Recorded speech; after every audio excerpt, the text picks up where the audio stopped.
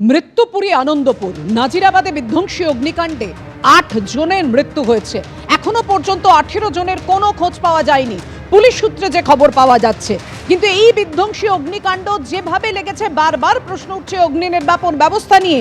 প্রশ্ন তুলছেন স্থানীয় মানুষজন যে অগ্নিকাণ্ডে ধ্বংসস্তূপে পরিণত জোড়া গুদাম জলাভূমি বুঝিয়ে কিভাবে তৈরি করা হলো। আগে এখানে মাছের ভেড়ি ছিল, কিছু জায়গায় চাষ হতো।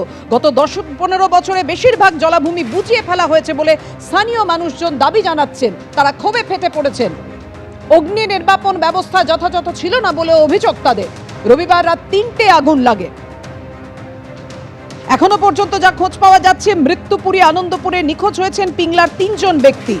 তমলুকের রাজু মান্নার কোনো খোঁজ নেই।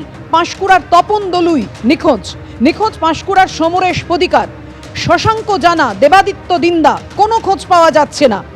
আনন্দপুরে বিধ্বংসী অগ্নিকাণ্ডে নিখোঁজ হলদিয়ার সুব্রত খাঁড়া।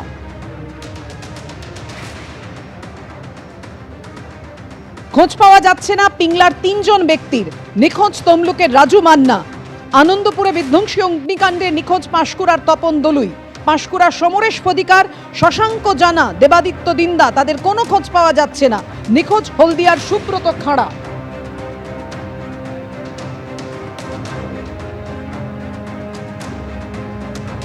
অন্যদিকে মৃত্যুপুরী আনন্দপুর থেকে বেঁচে ফিরেছেন তমলুকের বিমল ভৌমিক, বেঁচে ফিরেছেন তমলুকের সুশান্ত জানা, বেঁচে ফিরেছেন হলদিয়ার মানব খাড়া এবং হলদিয়ার সুজিত দৌনা। প্রত্যেকেই জানাচ্ছেন ভয়াবহ অভিজ্ঞতার কথা। একেবারে মৃত্যুপুরী আনন্দপুরের নাজিরাবাদ, সোনারপুর উত্তর বিধানসভা কেন্দ্রের অন্তর্গত এই নাজিরাবাদের এই যে বড় বড় গোডাউন, যে গোডাউনে গতকাল ভোর রাতে আগুন লাগে, রাত ৩টে নাগাদ আগুন লাগে, তেমনটাই দমকল সূত্রে খবর। সেই আগুনে একাধিক প্রাণ চলে গিয়েছে, একাধিক মানুষ এখনও পর্যন্ত নিখোঁজ। এই গোডাউনেই কিন্তু তারা কাজ করতেন এবং পরিবারের সদস্যদেরকে অনেকে ফোন করেও বলেছিলেন তাদের কিন্তু কোনো বাঁচার সম্ভাবনা নেই।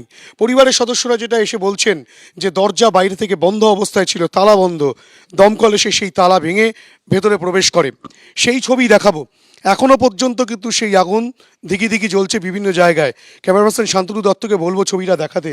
এখানে যেমন আগুন দেখা যাচ্ছে, ঠিক তার পাশাপাশি আরও একটি জায়গায় সেখানেও কিন্তু আগুন দাউ দাউ করে জ্বলছে। অর্থাৎ এই যে পকেট ফায়ার, সেই পকেট ফায়ার কিন্তু এখনও পর্যন্ত রয়ে গিয়েছে। ঠান্ডা করার যে প্রক্রিয়া, সেই প্রক্রিয়া এখনও পর্যন্ত সম্পন্ন করা সম্ভবপর হয়নি দমকলের ক্ষেত্রে।